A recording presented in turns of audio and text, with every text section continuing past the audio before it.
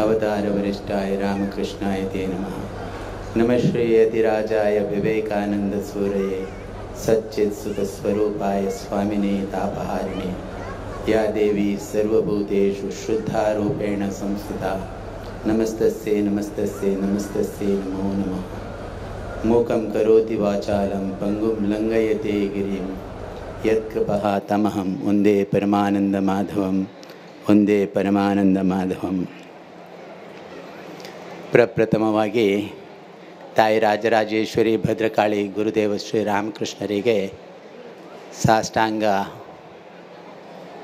ಪ್ರಣಾಮ ಮಾಡಿ ವೇದಿಕೆಯಲ್ಲಿ ಆಸೀನರಾದ ಎಲ್ಲ ನನ್ನ ಪ್ರೀತಿಯ ಬಂಧುಗಳೇ, ಈ ಕಾರ್ಯಕ್ರಮಕ್ಕೆ ಬಂದ ಸದ್ಭಕ್ತ ಹಿಂದೂ ಬಾಂಧವರೇ, ಹೊಳಲಿಯಲ್ಲಿ ಆ ತಾಯಿ ರಾಜರಾಜೇಶ್ವರಿ ಭದ್ರಕಾಳಿ ಗಣೇಶ ಸುಬ್ರಹ್ಮಣ್ಯರ ಪುನರ್ ಪ್ರತಿಷ್ಠಾಪನೆ ಮತ್ತು ಬ್ರಹ್ಮಕಲಶದ ಈ ಒಂದು ಗಳಿಗೆ ಸಾವಿರಾರು ವರ್ಷದ ಇತಿಹಾಸದ ತಾಯಿ ರಾಜರಾಜೇಶ್ವರಿಯ ಬ್ರಹ್ಮಯ ಮೂರ್ತಿ, ಇದರ ವಿಷಯ 4 ದಿವಸದಲ್ಲಿ ಬೇರೆ ಬೇರೆ ಸಾಧು ಸಂತರು ಪಂಡಿತರು ವಿಶೇಷವಾಗಿ ಪ್ರವಚನ ಮಾಡಿದರು.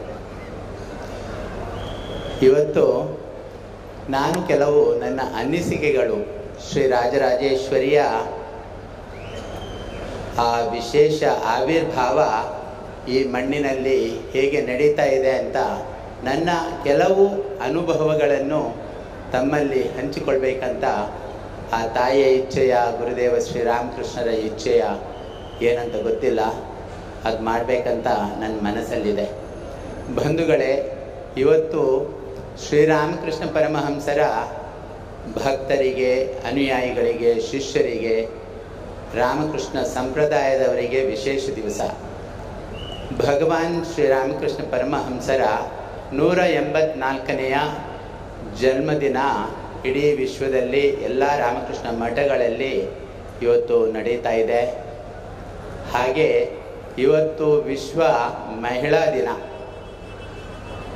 ಎಲ್ಲ ಮಹಿಳೆಯವರಿಗೆ ವಿಶೇಷ ದಿನ ಇವತ್ತು.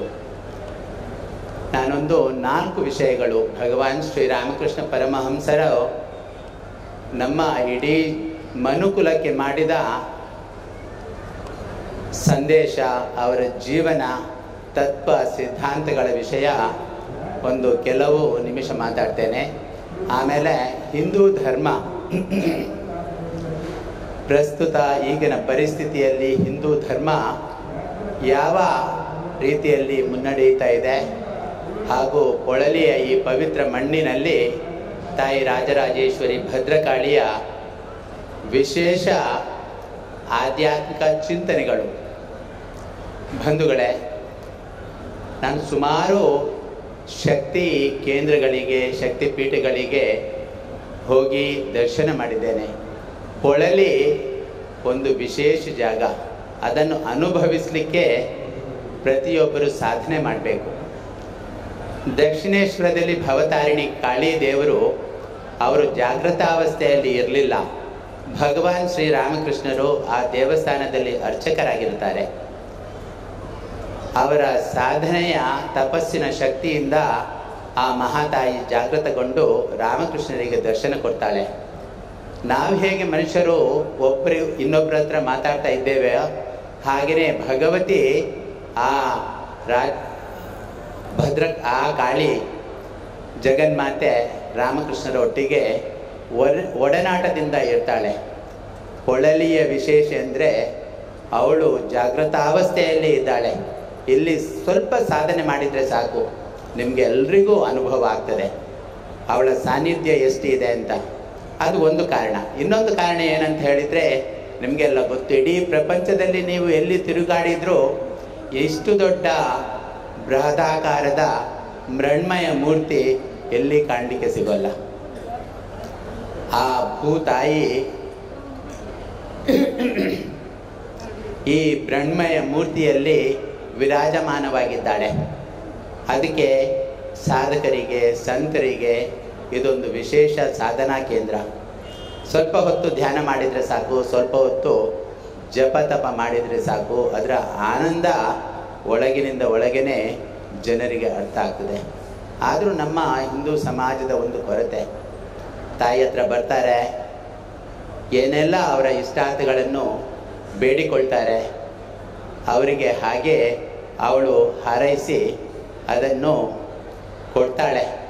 ಅದಕ್ಕೆ ಇಲ್ಲಿದ್ದು ಕಾರ್ಣಿಕದ ದೇವಿ ಅಂತ ಹೇಳ್ತಾರೆ. ನನ್ನ ದೃಷ್ಟಿಯಿಂದ ತಾಯಿಯನ್ನು ಅಲ್ಲಿಗೇ ಒಂದು ಮೀಸಲಾಗಿಡಬಾರ್ದು. ಅವಳು ಜಗನ್ಮಾತೆ, ನಮ್ಮ ತಾಯಿ.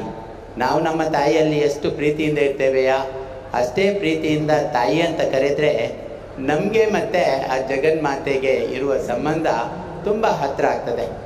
ನೀವು ದೇವಿ, ಆದಿಶಕ್ತಿ, ಆದಿಮಾಯೆ, ಜಗತ್ತಿದ್ದು ಉತ್ಪತ್ತಿ ಸ್ಥಿತಿ ಪ್ರಳಯಕ್ಕೆ ಕಾರಣಳಾದ ಆ ಆದಿಶಕ್ತಿ ಮಾಯೆ ಅಂತ ತಿಳ್ಕೊಂಡು ಅವಳನ್ನೊಂದು ದೂರದ ಸ್ಥಾನದಲ್ಲಿ ಇಟ್ಟರೆ ನಮ್ಮ ಮತ್ತು ತಾಯಿಯ ಬಾಂಧವ್ಯ ತುಂಬ ದೂರ ಆಗ್ತದೆ.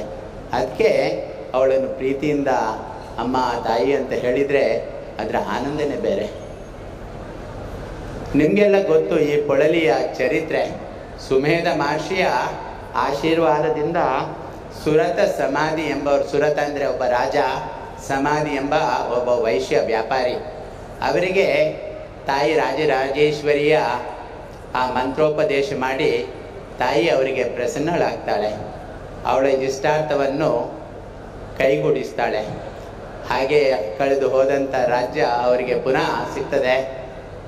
ಹಾಗೆ ಆ ಸಮಾಧಿಗೆ ಅವನಿಗೆ ಅವನ ವ್ಯಾಪಾರದಲ್ಲಿ ಅವನಿಗೆ ಆದಂಥ ನಷ್ಟ ಎಲ್ಲದು ಪುನಃ ತುಂಬುತ್ತದೆ ಅಂತ ಕತೆ ಇದೆ. ಅದು ಏನಿರಲಿ, ಅದು ಮುಖ್ಯ ಅಲ್ಲ. ನಮಗೆ ಸನಾತನ ಧರ್ಮ ಅನುಷ್ಠಾನ ಮಾಡುವವರಿಗೆ ಮೂರ್ತಿ ಮುಖ್ಯ ಅಲ್ಲ, ಅವತಾರ ಮುಖ್ಯ ಅಲ್ಲ, ಒಬ್ಬ ವ್ಯಕ್ತಿ ಮುಖ್ಯ ಅಲ್ಲ. ನಮಗೆ ಸಿದ್ಧಾಂತ, ತತ್ವ, ಅವರ ಉಪದೇಶ ಏನು ಅಂತ ಅದು ತುಂಬ ಅಗತ್ಯ. ನಿಮಗೆಲ್ಲ ಗೊತ್ತು, ಸನಾತನ ಧರ್ಮ ಅದಕ್ಕೆ ಆದಿನೂ ಇಲ್ಲ, ಅಂತ್ಯನೂ ಇಲ್ಲ. ಅದು ಶ್ರೀರಾಮನಂದಲೂ ಹುಟ್ಟಿಲ್ಲ, ಶ್ರೀಕೃಷ್ಣನೂ ಅದಕ್ಕೆ ಮೂಲ ಪುರುಷ ಅಲ್ಲ.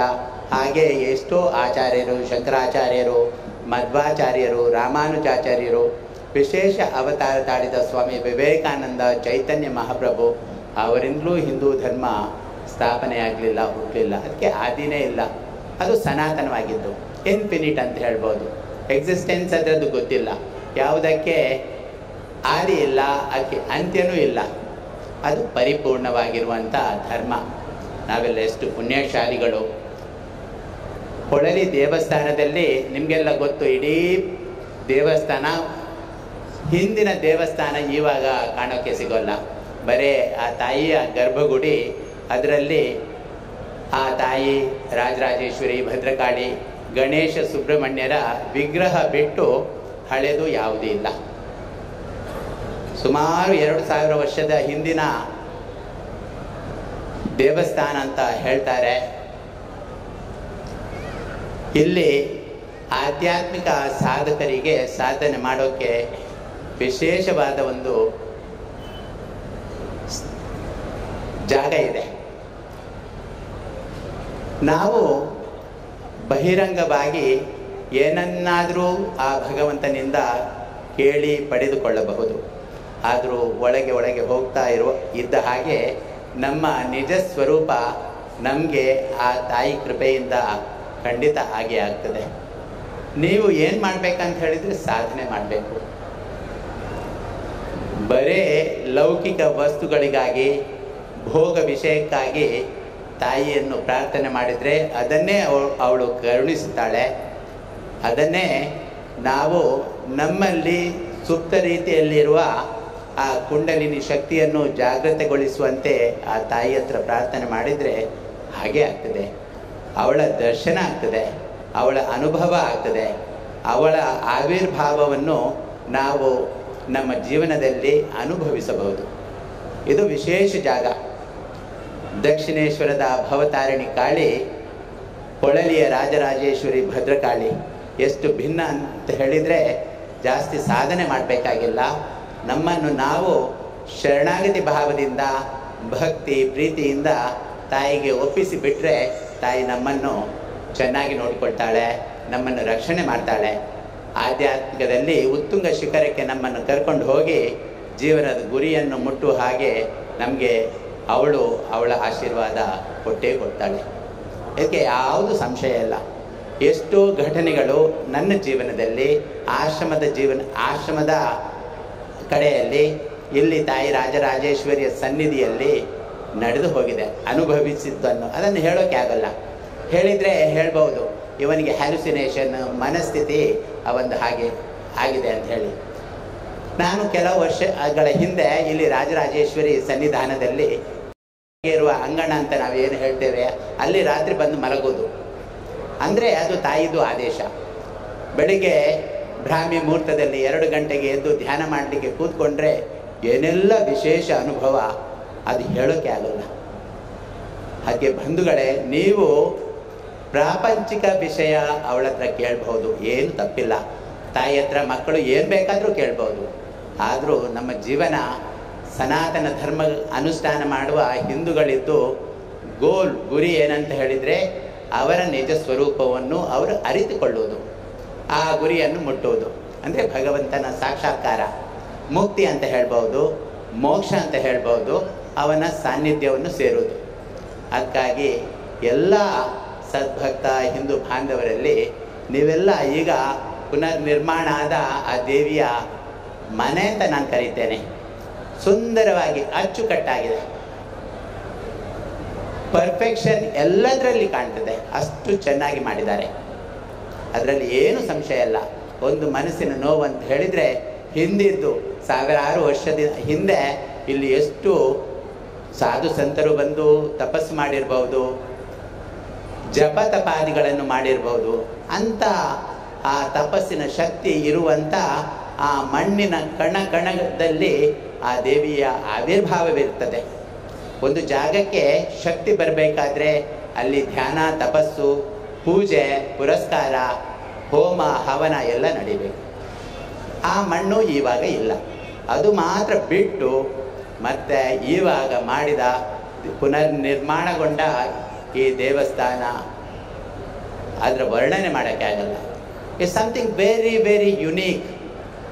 ಎಲ್ಲ ವಿಷಯದಲ್ಲಿ ಆ ಕಲ್ಲಿನ ಕೆತ್ತನೆ ಇರ್ಬೋದು, ಇಲ್ಲದಿದ್ದರೆ ಮರದ ಕೆತ್ತನೆ ಇರ್ಬೋದು, ಪ್ರತಿಯೊಂದು ಅಷ್ಟು ಅಚ್ಚುಕಟ್ಟಾಗಿದೆ. ತುಂಬ ಜನ ಹೇಳಿದರು ಬೇಲೂರು ಹಳೆಬೀಡು ಅದಕ್ಕಿಂತಲೂ ಚೆನ್ನಾಗಿ ಆಗಿದೆ. ಕರ್ನಾಟಕದಲ್ಲಿ ಇದನ್ನು ನೋಡಲಿಕ್ಕೆ ಎಷ್ಟೋ ಜನ ಬರ್ಬೋದು, ಎಲ್ಲ ಬರ್ಬೋದು. ಯಾಕೆ ಬರಬೇಕು? ತಾಯಿಯ ಸಾನ್ನಿಧ್ಯಕ್ಕೆ ಬರಬೇಕು. ಅದೊಂದು ಟೂರಿಸ್ಟ್ ಸ್ಪಾಟ್ ಆಗಬಾರ್ದು. ಬೆಂಗಳೂರಲ್ಲಿ ಒಂದು ಇಸ್ಕಾನ್ ಅಂತ ದೊಡ್ಡ ಸಂಸ್ಥೆ ಇದೆ. ಒಂದು ಸಾಧಾರಣ 4 ದಶಮಾನದ ಹಿಂದೆ ಅಲ್ಲಿ ಚಿಕ್ಕ ಒಂದು ಗುಡಿ ಇತ್ತು. ಎಷ್ಟು ಭಕ್ತಿ ಇತ್ತು. ನಾವು ಹೋದರೆ ಅಲ್ಲಿ ಕುಣಿಯುವ, ಹರಿನಾಮ ಸಂಕೀರ್ತನೆ ಮಾಡಿ ಕುಣಿಯುವಂಥ ಆ ಒಂದು ಮನಸ್ಸಿಗೆ ಭಾವ ಬರ್ತಿತ್ತು.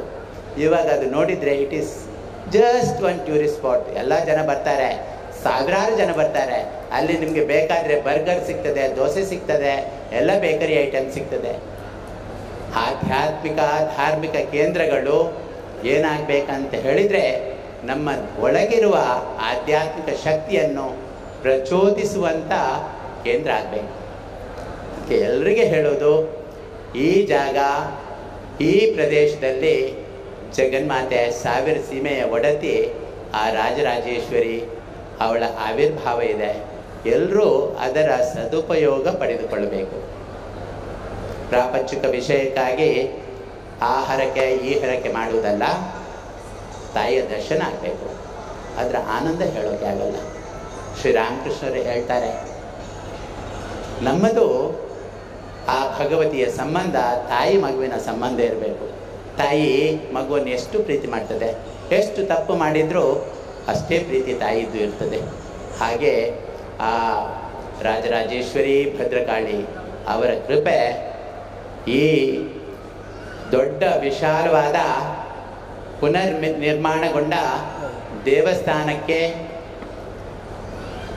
ಅದರಲ್ಲಿ ಎಷ್ಟೋ ಜನರು ಮ್ಯಾನೇಜಿಂಗ್ ಕಮಿಟಿಯವರು ಇರ್ಬೋದು, ಅರ್ಚಕ ವೃಂದದವರು ಇರ್ಬೋದು, ತಂತ್ರಿಗಳಿರ್ಬೋದು, ಲಕ್ಷ ಲಕ್ಷ ಜನರು ಸೇವಕರು ವಾಲಂಟಿಯರ್ಸ್ ಬಂದು ಎಷ್ಟೋ ಕೈಂಕರ್ಯ ಮಾಡಿದ್ದಾರೆ. ಅದಕ್ಕೇ ಬೆಲೆ ಕಟ್ಟೋಕ್ಕೆ ಆಗೋಲ್ಲ. ನನ್ನ ಲೆಕ್ಕದಲ್ಲಿ 3-4 ಕೋಟಿ ಬೆಲೆ ಅಷ್ಟು ವ್ಯಾಲ್ಯೂದ್ದು ಅವರು ಇಲ್ಲಿ ಲೇಬರ್ ಕೆಲಸ ಮಾಡಿದ್ದಾರೆ. ಅವರಿಗೆಲ್ರಿಗೂ ತಾಯಿ ರಾಜರಾಜೇಶ್ವರಿ, ಭದ್ರಕಾಳಿ ಹಾಗೂ ಸುಬ್ರಹ್ಮಣ್ಯ ಗಣೇಶ ಅವರ ಆಶೀರ್ವಾದ ಇರಲಿ, ಅವರ ಜೀವನ ಉಜ್ವಲ ಆಗಲಿ. ಇವಾಗಲೇ ನೋಡ್ತೀರ 5 ದಿವಸದ ಕಾರ್ಯಕ್ರಮದಲ್ಲಿ ಎಷ್ಟು ಅಚ್ಚುಕಟ್ಟಾಗಿ ಪ್ರತಿಯೊಂದು ಕಡೆ ನಾನು ಅಬ್ಸರ್ವ್ ಮಾಡ್ತಾ ಇದ್ದೇನೆ. It's wonderful wonderful. ಅದಕ್ಕೆ there is no word at all. ಹೇಗೆ ಇಷ್ಟೆಲ್ಲ 10,000 ಜನ ಈ ವಾಲಂಟಿಯರ್ಸ್ ಆಗಿ ರಿಜಿಸ್ಟ್ರೇಷನ್ ಮಾಡಿದ್ದಾರೆ. ಅದು ತಾಯಿ ಕೃಪೆ ಇಲ್ಲದಿದ್ದರೆ ಆಗಲಿಕ್ಕೆ ಸಾಧ್ಯ ಇದೆಯಾ? ಎಲ್ಲವೂ ನಿನ್ನ ಇಚ್ಛೆಯಿಂದ ನಡೆದಿರೋದು, ನಮ್ದು ಏನಿಲ್ಲ ತಾಯಿ. ಇನ್ನು ಸ್ವಲ್ಪ ಶ್ರೀರಾಮಕೃಷ್ಣ ಪರಮಹಂಸರ ತತ್ವ ಸಿದ್ಧಾಂತದ ವಿಷಯ ನಾವು ತಿಳ್ಕೊಳ್ವ. ಯಾಕೆಂತ ಹೇಳಿದರೆ ಇವತ್ತು ಭಗವಾನ್ ಶ್ರೀರಾಮಕೃಷ್ಣರ 184ನೇ ಹುಟ್ಟಿದ ಹಬ್ಬ. ನಿಮಗೆಲ್ರಿಗೂ ಗೊತ್ತು, ಭಗವಾನ್ ಶ್ರೀರಾಮಕೃಷ್ಣರು ವಿವೇಕಾನಂದರ ಗುರುಗಳು. ಅಮೇರಿಕದ ಹಿಂದಿನ ಮಾಜಿ ಅಧ್ಯಕ್ಷರು ಭಾರತ ದೇಶಕ್ಕೆ ಕೆಲವು ವರ್ಷಗಳ ಹಿಂದೆ ಬರ್ತಾರೆ.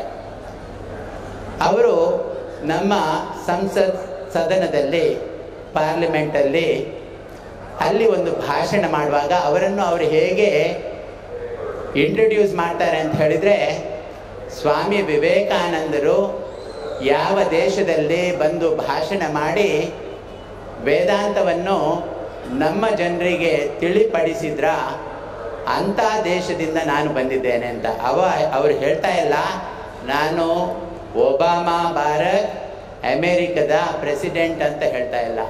ಹಾಗಾದರೆ ಸ್ವಾಮಿ ವಿವೇಕಾನಂದರ ತತ್ವ ಅಲ್ಲಿಯ ಜನರಿಗೆ ಎಷ್ಟರ ಮಟ್ಟಿಗೆ ಮುಟ್ಟಿರಬಹುದು ಅಂತ ನಾವು ಊಹನೆ ಮಾಡಬಹುದು. ಅಂಥ ಒಂದು ವಿಶೇಷ ಚೈತನ್ಯ, ಚೇತನ ಸ್ವಾಮಿ ವಿವೇಕಾನಂದರನ್ನು ಸೃಷ್ಟಿ ಮಾಡಿದ ಆ ಪರಮ ಪಾವನೀಯ ಶ್ರೀರಾಮಕೃಷ್ಣ ಪರಮಹಂಸರು.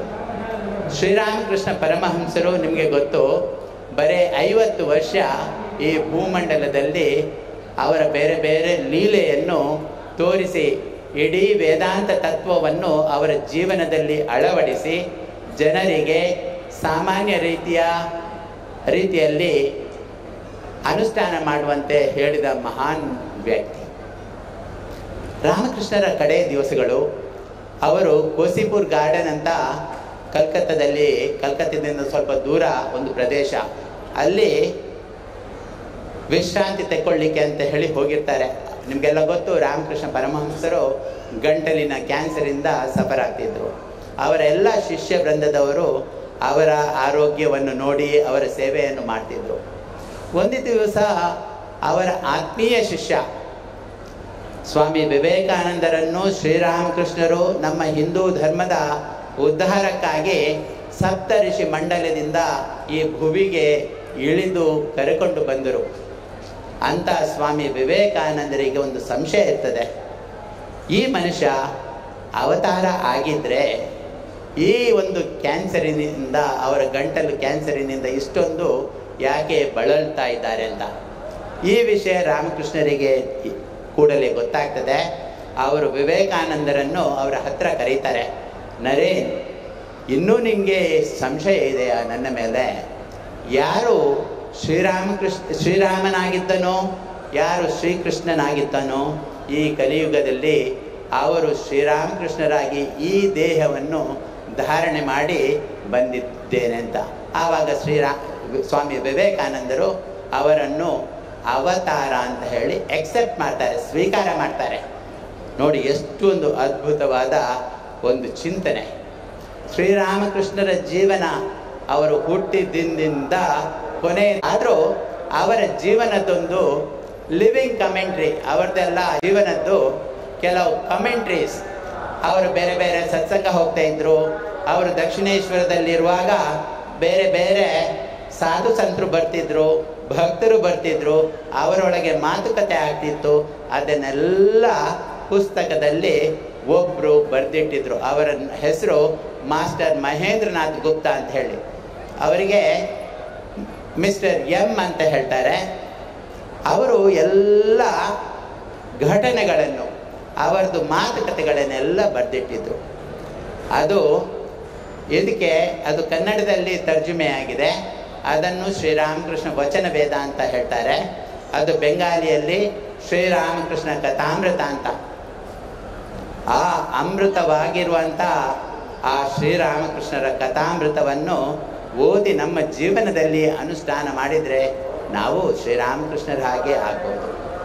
ಅವರೇ ಹೇಳ್ತಿದ್ರು, ನಾನು 16 ಆಣೆ ಸಾಧನೆ ಮಾಡಿದರೆ ನೀವು 1 ಆಣೆ ಸಾಧನೆ ಮಾಡಿದರೆ ಸಾಕು, ನಿಮಗೆ ಭಗವಂತನ ಸಾಕ್ಷಾತ್ಕಾರ ಅವನ ಸಿದ್ಧಿ ಆಗ್ತದೆ ಅಂತ ಹೇಳಿ. ವಿಶೇಷವಾಗಿ ಎಲ್ಲ ಧರ್ಮಗಳು, ಅವರು ಹಿಂದೂ ಆಗಿದ್ದರು, ಮುಸ್ಲಿಂ, ಇಸ್ಲಾಂ, ಆಮೇಲೆ ಕ್ರಿಶ್ಚಿಯಾನಿಟಿ, ಎಲ್ಲ ಧರ್ಮವನ್ನು ಅವರು ಅವರ ಜೀವನದಲ್ಲಿ ಅನುಷ್ಠಾನ ಮಾಡಿ ಕಡೆಗೆ ಹೇಳ್ತಾರೆ, ಎಲ್ಲ ಧರ್ಮಗಳು ಸತ್ಯ, ಎಲ್ಲ ಧರ್ಮಗಳು ಭಗವಂತನ ಸಾಕ್ಷಾತ್ಕಾರಕ್ಕೆ ಬೇರೆ ಬೇರೆ ದಾರಿಗಳು ಅಂತ. ಅವರು ಒಂದು ಉದಾಹರಣೆ ಕೊಡ್ತಾರೆ.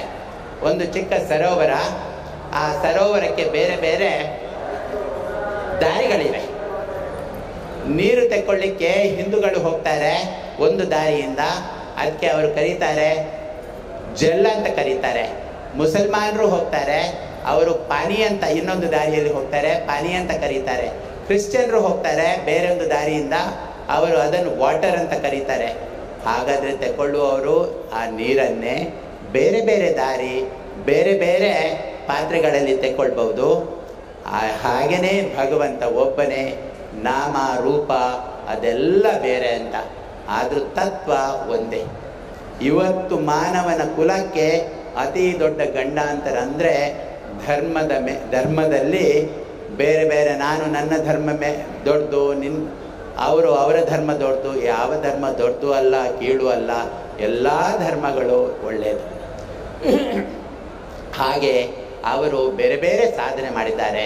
ತಂತ್ರ ಸಾಧನೆ, ಅದ್ವೈತ ಸಾಧನೆ, ಶಾಕ್ತರಲ್ಲಿ ಹೇಗೆ ಸಾಧನೆ ಮಾಡ್ತಾರೆ ಹಾಗೆ, ದ್ವೈತಿಗಳು ಹೇಗೆ ಸಾಧನೆ ಮಾಡ್ತಾರೆ ಹಾಗೆ, ಅದ್ವೈತಿಗಳು ಏನು ಮಾಡ್ತಾರೆ ಹಾಗೆ, ವಿಶಿಷ್ಟಾದ್ವೈತಿಗಳು ಹೇಗೆ ಮಾಡ್ತಾರೆ ಹಾಗೆ, ಎಲ್ಲ ಕಡೆಗೆ ಸೇರುವುದು ಒಂದೇ ಒಂದು ಪರತತ್ವಕ್ಕೆ, ಅದೇ ಪರಬ್ರಹ್ಮನ ಅಲ್ಲಿ ಲೀನವಾಗುವುದು. ಎಷ್ಟು ಅದ್ಭುತ ಅಂದರೆ, ಶ್ರೀಕೃಷ್ಣನಿಗೆ 32 ವಿಶೇಷವಾದ ಗುಣಗಳಿತ್ತಂತೆ. ಶ್ರೀರಾಮನಿಗೆ ವಿಶೇಷವಾದ ಗುಣಗಳು 32 ಇತ್ತು. ಶ್ರೀರಾಮಕೃಷ್ಣರಿಗೆ 32 ಸೇರಿ 64 ವಿಶೇಷ ಗುಣಗಳಿದ್ದವು ಅಂತ. ವಿವೇಕಾನಂದರು ಹೇಳ್ತಾರೆ ಅವತಾರ ವರಿಷ್ಠ ಅಂತ. ಅವತಾರಗಳಲ್ಲಿ ವರಿಷ್ಠರು ಅಂದರೆ ಶ್ರೇಷ್ಠರು ಅಂತ. ಸಾಮಾನ್ಯ ಮನುಷ್ಯರ ಹಾಗೆ ಜೀವನ ನಡೆಸಿಕೊಂಡು ಬಂದು ಪ್ರತಿಯೊಬ್ಬರಿಗೆ ಆ ಇಡೀ ವೇದಾಂತ ತತ್ವವನ್ನು ಚಿಕ್ಕ ಚಿಕ್ಕ ಕಥೆಗಳ ಮೂಲಕ, ಬೇರೆ ಬೇರೆ ಉದಾಹರಣೆಗಳ ಮೂಲಕ ಜನಸಾಮಾನ್ಯರಿಗೆ ಅರ್ಥ ಮಾಡುವ ಹಾಗೆ ಆ ನಮ್ಮ ಸನಾತನ ಧರ್ಮದ ವೇದಾಂತವನ್ನು ಸಾರಿದ ಆ ಮಹಾನ್ ಚೇತನ ಶ್ರೀರಾಮಕೃಷ್ಣರು. ಅವರ ಶಿಷ್ಯನ ವಿಷಯ ನಾವು ಜಾಸ್ತಿ ಹೇಳಬೇಕಾಗಿಲ್ಲ. ಯಾಕೆಂತ ಹೇಳಿದರೆ ಇಡೀ ವಿಶ್ವಕ್ಕೇ ಸ್ವಾಮಿ ವಿವೇಕಾನಂದರು ಆ ವೇದಾಂತದ ಸಿಂಹ, ಘರ್ಷಿಸುವಂಥ ಸಿಂಹ ಹೇಗೆ ಇತ್ತು ಹಾಗೆಯೇ ನಮ್ಮ ವೇದಾಂತವನ್ನು, ಭಗವದ್ಗೀತೆ ಎಲ್ಲವನ್ನು ಇಡೀ ವಿಶ್ವಕ್ಕೆ ಸಾರಿದಂಥ ಮಹಾನ್ ದೊಡ್ಡ ಸಂತ. ಇವತ್ತು ನಾವು ಆ ಆತ್ಮವಿಶ್ವಾಸದಿಂದ ಹಿಂದೂ ಅಂತ ಹೇಳಿಕೊಳ್ಳುವಂಥ ಶಕ್ತಿ ಏನಾದರೂ ಇದ್ದರೆ ಅದಕ್ಕೆ ಕಾರಣ ಸ್ವಾಮಿ ವಿವೇಕಾನಂದರು. ನಮ್ಮನ್ನೆಲ್ಲ ಏನಕ್ಕೂ ಎಲ್ಲ ಯೂಸ್ಲೆಸ್, ಎಲ್ಲ ಗುಲಾಮರು ಅಂತ ಪಾಶ್ಚಿಮಾತ್ಯರು ತಿಳ್ಕೊಂಡಿದ್ರು. ಹಾಗೆ ನಮ್ಮ ಹತ್ರ ವರ್ತಿಸ್ತಿದ್ರು. ಸ್ವಾಮಿ ವಿವೇಕಾನಂದರು 1893ರಲ್ಲಿ ಸೆಪ್ಟೆಂಬರ್ 11ನೇ ತಾರೀಕು ವಿಶ್ವ ಧರ್ಮದಲ್ಲಿ ಹೋಗಿ ಭಾರತದ ಹಿಂದೂ ಧರ್ಮದ ಪ್ರತಿನಿಧಿಯಾಗಿ ಹೋಗ್ತಾರೆ. ನಿಮಗೆಲ್ಲ ಗೊತ್ತು, ಕಳೆದ ವರ್ಷ ಸ್ವಾಮಿ ವಿವೇಕಾನಂದರ ಚಿಕಾಗೋ ಸ್ಪೀಚ್ 125ನೇ ವರ್ಷವನ್ನು ವಿಶ್ವದಾದ್ಯಂತ ಚಿಕಾಗೋ ನಗರದಲ್ಲಿ ಕೂಡ ವಿಶೇಷವಾಗಿ ಆಚರಣೆ ಮಾಡಿದರು. ಸುಮಾರು ಇಲ್ಲಿಯ ಆ ಕ್ಷಾತ್ರ ವೀರ್ಯ, ಬ್ರಹ್ಮ ತೇಜಸ್ಸು ಪುನೊಂದು ಸಾರಿ ಜಾಗೃತಿ ಆಗುವ ಹಾಗೆ ಮಾಡಿದ ವೀರ ಸಂತ ಅವರ ಗುರುಗಳೇ ಶ್ರೀರಾಮಕೃಷ್ಣ ಪರಮಹಂಸರು. ಒಂದು ಕಡೆ ಸ್ವಾಮಿ ವಿವೇಕಾನಂದರು ಹೇಳ್ತಾರೆ, ಶ್ರೀರಾಮಕೃಷ್ಣರು ಮನಸ್ಸು ಮಾಡಿದರೆ ಅವರ ಪಾದದ ಧೂಳಿನ ಒಂದು ಕಣದಿಂದ ಇಂಥ ನೂರಾರು ವಿವೇಕಾನಂದರನ್ನು ಸೃಷ್ಟಿ ಮಾಡುವ ಶಕ್ತಿ ಇದೆ ಅಂತ. ಹಾಗಾದರೆ ಆ ಗುರುವಿನ ಶಕ್ತಿ ತಾಕತ್ತು ಎಷ್ಟಿರಬೇಕು, ಊಹನೆ ಮಾಡಲಿಕ್ಕೆ ಆಗಲ್ಲ.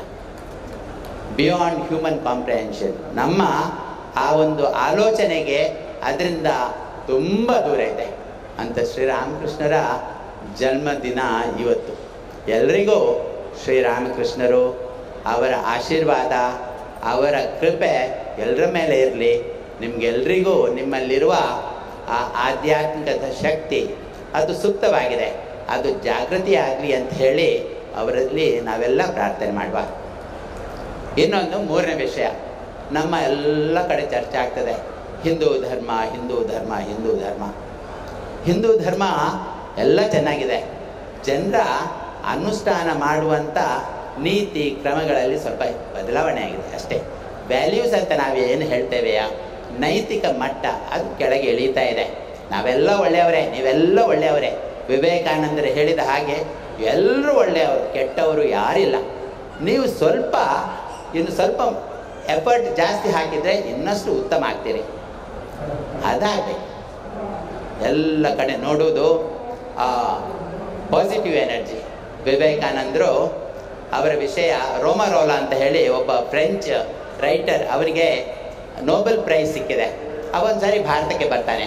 ಭಾರತಕ್ಕೆ ಬಂದು ಭಾರತ ದೇಶದ ವಿಷಯ ಅವನಿಗೆ ಬರೀಬೇಕಂತ ಮನಸ್ಸಾಗ್ತದೆ. ಅವ ಸೀದಾ ರವೀಂದ್ರನಾಥ್ ಟ್ಯಾಗೂರ್ ಹತ್ರ ಹೋಗ್ತಾನೆ.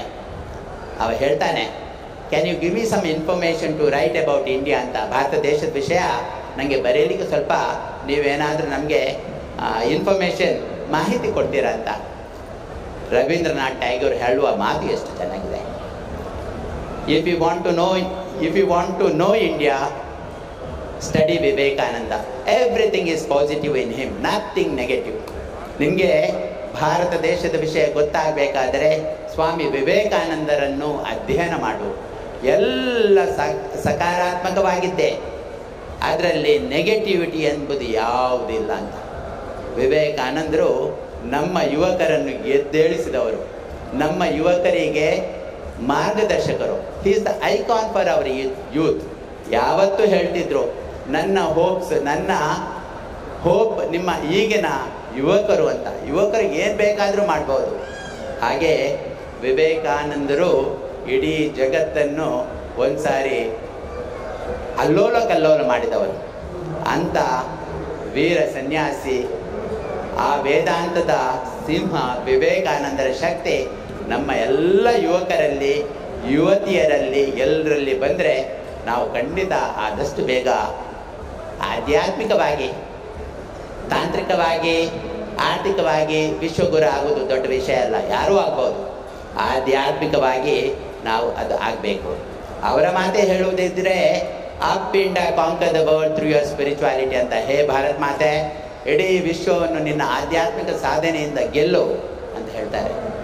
ಪ್ರತಿ ಒಂದು ಕಡೆ ಆ ಚಿಂತನೆ, ಆಧ್ಯಾತ್ಮಿಕತೆ. ನಮ್ಮ ರಾಜಕೀಯ ಕಾರಣ ಎಲ್ಲ ಯಾಕೆ ಹೀಗೆ ಆಗಿದೆ ಅಂತ ಹೇಳಿದರೆ, ಅಲ್ಲಿ ಧರ್ಮ ಇಲ್ಲ. ಧರ್ಮದಲ್ಲಿ ರಾಜಕೀಯ ಇದೆ, ರಾಜಕೀಯದಲ್ಲಿ ಧರ್ಮ ಇಲ್ಲ. ನಾವು ಭಾರತ ದೇಶದಲ್ಲಿ ವಿವೇಕಾನಂದರ ತತ್ವ ಸಿದ್ಧಾಂತಗಳನ್ನು ರಾಜಕೀಯ ಒಂದೇ. ಬಂಧುಗಳೇ, ನಿಮಗೆ ಸ್ವಲ್ಪ ನಾನು ಮಾತಾಡೋದು ಕಠಿಣ, ಇಲ್ಲದಿದ್ದರೆ ಅದು ಸ್ವಲ್ಪ ಬಿಟ್ಟರ್ ಅಂತ, ಕಹಿ ಅಂತ ಕಾಣ್ಬೋದು. ನಮ್ಮಲ್ಲಿ ಒಂದು ಕೊರತೆ ಇದೆ, ನಾವೆಲ್ಲ ಮಾಡ್ತೇವೆ ಅವಳ ಕೃಪೆಯಿಂದ. ನಮ್ಮೆಲ್ಲರದು ಒಂದು ಅಹಂಕಾರ ಅಂತ ಇದೆ, ಅದನ್ನೆಲ್ಲ ನಾವು ಸುಟ್ಟು ಬಿಟ್ಟರೆ ಆ ತಾಯಿಗೆ ಎಷ್ಟು ಖುಷಿಯಾಗ್ಬೋದು. ಇಷ್ಟು ಮಕ್ಕಳು, ಸಾವಿರಾರು ಜನ ಸೇರಿದ್ದಾರೆ. ಈ ಮ್ಯಾನೇಜಿಂಗ್ ಕಮಿಟಿ ಇದೆ, ಟ್ರಸ್ಟೀಸ್ ಇದ್ದಾರೆ, ಆಮೇಲೆ ಬ್ರಹ್ಮ ಕಲಶ ಅದರದ್ದೊಂದು ಕಮಿಟಿ ಇದೆ, ಜೀರ್ಣೋದ್ಧಾರ ಕಮಿಟಿ ಇದೆ.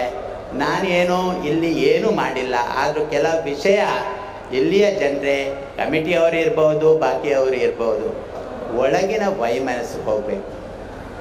ನಾನು ಎಲ್ಲರ ಹತ್ರ ಪ್ರಾರ್ಥನೆ ಮಾಡ್ತೇನೆ, ಎಲ್ಲರೂ ನಾವು ಆ ತಾಯಿಯ ಮಕ್ಕಳು. ವೈಮನಸ್ಸನ್ನು ತೆಗೆದುಬಿಡಿ, ನಾನು ಎಂಬ ಅಹಂಕಾರವನ್ನು ಬಿಟ್ಬಿಡಿ. ಅಪ್ಪೆ ಮಲ್ಪೋಲು, ಅಪ್ಪೆ ಮಲ್ಪೋಲು, ಅಪ್ಪೆ ಮಲ್ಪೋಲು, ಅಪ್ಪೆನ ಆ ಗುಣ ನಂಗೆ ಬರೋಡು. ಇನ್ನಾದರೂ 13ನೇ ತಾರೀಕಿಗೆ ಬ್ರಹ್ಮಕಲಶ ಆಗ್ತದೆ. ಆಮೇಲೆ ನಾವೆಲ್ಲ ಹೊಳಲಿಯ ಎಲ್ಲ ಜನರು, ಕರಿಯಂಗಳದ ಎಲ್ಲ ಜನರು, ನಮ್ಮ ಈ ತಾಲೂಕಿನ ಎಲ್ಲ ಜನರು, ರಾಜ್ಯದ ಎಲ್ಲ ಜನರು, ನಮ್ಮ ದೇಶದವರು, ನಾವೆಲ್ಲ ಪ್ರೀತಿ ಪ್ರೀತಿ ಪ್ರೀತಿ. ವಿವೇಕಾನಂದರ ಮಾತು ಒಂದು ನೆನಪಾಗ್ತದೆ, purity, perseverance and patience are the 3 essential for success. Above all, love, love, love. ನಾವು ಏನು ಮಾಡಿದರೂ ಏನು ಪ್ರಯೋಜನ ಇದೆ? ಪ್ರೀತಿ ಬೇಕು. ಎಲ್ರಿಗೆ ಹೇಳ್ತಾ ಇದ್ದೇನೆ, ಕೈ ಮುಗಿದು ನಾನು ಒಬ್ಬ ಸನ್ಯಾಸಿಯಾಗಿ ಹೇಳ್ತಾ ಇದ್ದೇನೆ, ಎಲ್ಲರೂ ಅರ್ಚಕ ವರ್ಗದವರು ಇರ್ಬೋದು, ತಂತ್ರಿಗಳಿರ್ಬೋದು, ಆಡಳಿತ ಮಂಡಳಿಯವರು ಇರ್ಬೋದು, ಬ್ರಹ್ಮ ಕಲಶದ ಆ ಒಂದು ಕಮಿಟಿಯವರು ಇರ್ಬೋದು, ಆಮೇಲೆ ನಿಮ್ಮ ಈ ಜೀರ್ಣೋದ್ಧಾರ ಕಮಿಟಿಯವರು ಇರ್ಬೋದು, ದಯಮಾಡಿ ನಿಮ್ಮ ಒಳಗಿನ ಮನಸ್ಸಿನಲ್ಲಿ ಇದ್ದ ನೋವು, ಆಯಿತು ಮನುಷ್ಯ ಅಲ್ವಾ, ನೋವಾಗೇ ಆಗ್ತದೆ ಏನಾದರೂ ಮಾತಾಡುವಾಗ, ಅದನ್ನೆಲ್ಲ ಆ ಭಗವತಿ ತಾಯಿಯ ಪಾದ ಕಮಲದಲ್ಲಿ ಅರ್ಪಿಸಿ, ಅಮ್ಮ ಎಲ್ಲ ಮರ್ತು ಬಿಟ್ಟಿದ್ದೇವೆ, ಇನ್ನು ನಾವೆಲ್ಲ ನಿನ್ನ ಮಕ್ಕಳು, ನೀನು ಏನು ನಮಗೆ ಆರ್ಡರ್ ಮಾಡ್ತೀಯಾ ಅದು ನಾವು ಮಾಡ್ತೇವೆ. ಇನ್ನು ಇವತ್ತಿನಿಂದ ನಮ್ಮಲ್ಲಿ ಆ ವೈರತ್ವ ಇಲ್ಲ, ಏನಿಲ್ಲ. ಇನ್ನೊಂದು ವಿಷಯ, ಹೊಳಲಿಯಲ್ಲಿ ಇಂಗ್ಲೀಷಲ್ಲಿ ಒಂದು ಮಾತಿದೆ, ನ್ಯೂಸ್ ಗಾಟ್ ವಿಂಡ್ ಅಂತ. ಸುಮ್ಮನೆ ಒಂದೊಂದು ವಾರ್ತೆ ಅದು ವಾಟ್ಸಪ್ಪಲ್ಲಿ ಬರ್ತದೆ, ಒಳ್ಳೆಯದಾದರೆ ಪರವಾಗಿಲ್ಲ, ಬೇಡದ್ದು ದೇವಸ್ಥಾನದ ವಿಷಯ ಇರ್ಬೋದು, ಆಡಳಿತ ಮಂಡಳಿ ವಿಷಯ ಇರ್ಬೋದು, ಯಾಕೆ ಇದೆಲ್ಲ ನಮಗೆ ಬೇಕು? ನಾವು ಹೇಳ್ತೇವೆ ಉತ್ತುಂಗ ಶಿಖರದಲ್ಲಿದ್ದ ವೇದಾಂತಿಗಳು ಅಂತ ಹೇಳಿ, ನಾವು ಇಷ್ಟು ಕೀಳು ಮಟ್ಟಕ್ಕೆ ಯಾಕೆ ಬರಬೇಕು? ಅದಕ್ಕಾಗಿ ಎಲ್ಲ ನನ್ನ ಪ್ರೀತಿಯ ಸಹೋದರರೇ, ಸಹೋದರಿಯರೇ, ನೀವು ಎಲ್ಲ ಮನಸ್ಸಲ್ಲಿದ್ದ ದುಃಖ ನೋವು ಎಲ್ಲ ಮರೆತು ತಾಯಿಯ ಸೇವೆ ಮಾಡೋದು ನನಗೆ ಅದ್ಭುತ. ಎಷ್ಟು ವಾಲಂಟಿಯರ್ಸ್, ಎಷ್ಟು ಜನ ನೋಡಿದರೆ, ಕುಂಭಮೇಳದ್ದು ಅಫ್ಕೋರ್ಸ್ ನಾನು ಕುಂಭಮೇಳ ಹೋಗಲಿಲ್ಲ, ಅದು ಕೇಳಿದ್ದೇನೆ.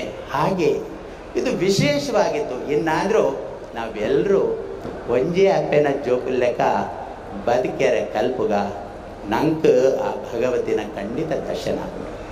ನಮಗೆ ಈತ ಪೂರ ಮಲ್ತದ ಅಲೆಗ್ಲ ಒಂಜಿ ಅಪ್ಪೆಗೆ ಬೇನೆ ಮಲ್ಪರೆ ಬಲ್ಲಿ ಮಾತೆಲ್ಲ ಎಡ್ಡೆಡು ಉಪ್ಪುಗ ಅಂದೆ ಅನ್ನಕ್ಕೆ ಅನ್ವಂಡೆ ಕೂಡ ಒಂಜಿ ವಿಷಯ. ಇನ್ನೊಂದು ವಿಷಯ ಏನಂತ ಹೇಳಿದರೆ, ಈ ದೇವಸ್ಥಾನಗಳು, ತುಂಬ ದೇವಸ್ಥಾನಗಳಿದೆ, ಆದರೂ ಎಲ್ಲ ದೇವಸ್ಥಾನಗಳಲ್ಲಿ ಜನರಿಗೆ ಬೇಕಾಗುವಂಥ ಕೆಲಸ ಆಗ್ತಾ ಇಲ್ಲ. ಏನಂತ ಹೇಳಿದರೆ, ನಾವು ಅದನ್ನು ಪೂಜೆ ಪುರಸ್ಕಾರ, ಹೋಮ ಅದಕ್ಕೆ ಸೀಮಿತವಾಗಿಟ್ಟಿದ್ದೇವೆ. ಅದು ಹಾಗೆ ಆಗಬಾರದು. ಧರ್ಮವನ್ನು ಜಾಗೃತಿಗೊಳಿಸುವಂಥ ಶ್ರದ್ಧಾ ಕೇಂದ್ರ ನಮ್ಮ ದೇವಸ್ಥಾನಗಳಾಗಬೇಕು. ಅದಕ್ಕೆ ಎಲ್ಲ ಟ್ರಸ್ಟೀಸ್ ಇದ್ದಾರೆ, ಅವರ ಹತ್ರ ನನ್ನ ಒಂದು ವಿಜ್ಞಾಪನೆ. ಎಲ್ಲ ಆಗಿ ಹೋದ್ಮೇಲೆ ಏನು ಮಾಡಬೇಕಂತ ಹೇಳಿದರೆ, ನಮ್ಮದು ವೇದ ಉಪನಿಷತ್ತು ಇರ್ಬೋದು, ಭಗವದ್ಗೀತೆ ಇರ್ಬೋದು, ಇಂಥದ್ದೆಲ್ಲ ಜನರಿಗೆ ಅರ್ಥ ಮಾಡುವ ಹಾಗೆ ಪ್ರವಚನ ನೀವು ಇಡಬೇಕು. ಇಲ್ಲಿ ಬೇರೆ ಬೇರೆ ಕಾರ್ಯಕ್ರಮ ಜನಸಾಮಾನ್ಯರಿಗೆ ಬೇಕಾಗುವಂಥದ್ದು, ವಿದ್ಯಾಭ್ಯಾಸಕ್ಕೆ ಇರ್ಬೋದು, ಆರೋಗ್ಯದ ದೃಷ್ಟಿಯಿಂದ ಇರ್ಬೋದು, ಗೋಶಾಲೆ ಇರ್ಬೋದು, ಇದೆಲ್ಲ ನೀವು ಸಮಾಜಮುಖಿ ಕೆಲಸ ಮಾಡಿದರೆ ಅದು ತುಂಬ ಚೆನ್ನಾಗಿರ್ತದೆ. ವಿವೇಕಾನಂದರ ಒಂದು ಧ್ಯೇಯ ವಾಕ್ಯ ಏನಂತ ಹೇಳಿದರೆ, ಆತ್ಮನೋ ಮೋಕ್ಷಾರ್ಥಂ ಜಗದ್ ಹಿತಾಯ ಚ. 2 ಆತ್ಮನೋ ಮೋಕ್ಷಾರ್ಥಂ ಜಗದ್ ಹಿತಾಯ ಚ. ನಮ್ಮ ಆತ್ಮ ಉದ್ಧಾರ ಆಗಬೇಕು, ಅದರ ಒಟ್ಟಿಗೆ ಜಗತ್ತು ಉದ್ಧಾರ ಆಗಬೇಕು. ಎಷ್ಟು ಚೆನ್ನಾಗಿದೆ! ಈ ದೇವಸ್ಥಾನಗಳಲ್ಲಿ ಪೂಜೆ ಪುರಸ್ಕಾರ ಹೋಮದ ಒಟ್ಟಿಗೆ ಶಾಲೆಗೆ, ವಿದ್ಯಾಭ್ಯಾಸಕ್ಕೆ, ಆರೋಗ್ಯ ದೃಷ್ಟಿಯಿಂದ ಇದು ಸಹ ಕೆಲಸ ಆಗಿ ಹೋಗ್ತಾ ಇದ್ದರೆ, 2 ಒಟ್ಟಿಗೆ ಹೋಗಿ ನಾವೆಲ್ಲ ಅದ್ಭುತ ಒಂದು ಸಮಾಜವನ್ನು ಸೃಷ್ಟಿ ಮಾಡಬಹುದು. ಜೀವ ಸೇವೆ, ಶಿವ ಸೇವೆ, ನರ ಸೇವೆ, ನಾರಾಯಣನ ಸೇವೆ, ಇದು ಆಗಬೇಕು. ಇದು ದೇವಸ್ಥಾನಗಳಲ್ಲಿ ಆಗಬೇಕು. ನಮ್ಮ ಆಧ್ಯಾತ್ಮಿಕ ಶಕ್ತಿಯನ್ನು ಜಾಗೃತಿ ಮಾಡುವಂಥ ಕೇಂದ್ರ ನಮ್ಮ ದೇವಸ್ಥಾನ ಆಗಬೇಕು. ಇದು ನನ್ನ ವಿಜ್ಞಾಪನೆ. ನಮ್ಮ ಬೋರ್ಡ್ ಆಫ್ ಟ್ರಸ್ಟೀಸ್ ಅವರ ಹತ್ರ ಹಾಗೆ ಮಾಡ್ತಾರೆ ಅಂತ ಅಂದರೆ ಅವರಿಗೆ ತಾಕತ್ತಿದೆ. ಕೊಳಲಿಯಲ್ಲಿ ದುಡ್ಡಿಗೆ ಖಂಡಿತ ಸಮಸ್ಯೆ ಆಗಲಿಕ್ಕಿಲ್ಲ. ಯಾಕೆಂದರೆ ಮಾ ರಾಜರಾಜೇಶ್ವರಿ ಇದ್ದಾಳೆ, ಭದ್ರಕಾಳಿ ಇದ್ದಾಳೆ, ಸುಬ್ರಹ್ಮಣ್ಯ ಇದ್ದಾನೆ, ಗಣೇಶ ಇದ್ದಾನೆ. ಬಂಧುಗಳೇ, ನಾನು ಹೆಚ್ಚಿನ ಅಂಶ ನನ್ನ 20 ಮಿನಿಟ್ ಅಂತ ಹೇಳಿದ್ದು 20 ಸ್ವಲ್ಪ ಜಾಸ್ತಿ ಆಯಿತು. ಇಲ್ಲಿಗೆ ನಾನು ನನ್ನ ಈ ಧಾರ್ಮಿಕ ಉಪನ್ಯಾಸವನ್ನು ಮುಗಿಸ್ತೇನೆ. ಕೊಳಲಿ ಒಂದು ಇಡೀ ವಿಶ್ವದಲ್ಲಿ ಒಂದು ವಿಶೇಷ ಆಧ್ಯಾತ್ಮಿಕ ಕ್ರಾಂತಿಯನ್ನು ಮಾಡುವಂಥ ಕೇಂದ್ರ ಆಗಲಿ. ಜನರು ಬರೇ ಬಂದು ಒಂದು ಪೂಜೆ ಮಾಡಿ ಹರಕೆ ಕೊಟ್ಟು ಹೋಗುವುದಲ್ಲ, ಸ್ವಲ್ಪ ಹೊತ್ತು ಕೂತ್ಕೊಳ್ಳಿ. ಈಗ ವಿಶಾಲವಾಗಿದೆ ಅಲ್ಲಿ ಕೂತ್ಕೊಳ್ಳಿಕ್ಕೆ, ಸ್ವಲ್ಪ ಜಪ ಮಾಡಿ, ತಪ ಮಾಡಿ. ಆ ಭಗವತಿಯ ಸಾನ್ನಿಧ್ಯ, ಅವಳ ಶಕ್ತಿ ನಿಮ್ಮಲ್ಲಿ ಬರಲಿ ಅಂತ ನಾನು ಕೇಳ್ಕೊಳ್ತಾ ಇದ್ದೇನೆ. ಎಲ್ರಿಗೂ ಶುಭವಾಗಲಿ. ಸರ್ವೇ ಜನೋ ಸುಖಿನೋ ಭವಂತು. ಶ್ರೀರಾಮಕೃಷ್ಣ ಅರ್ಪಣ.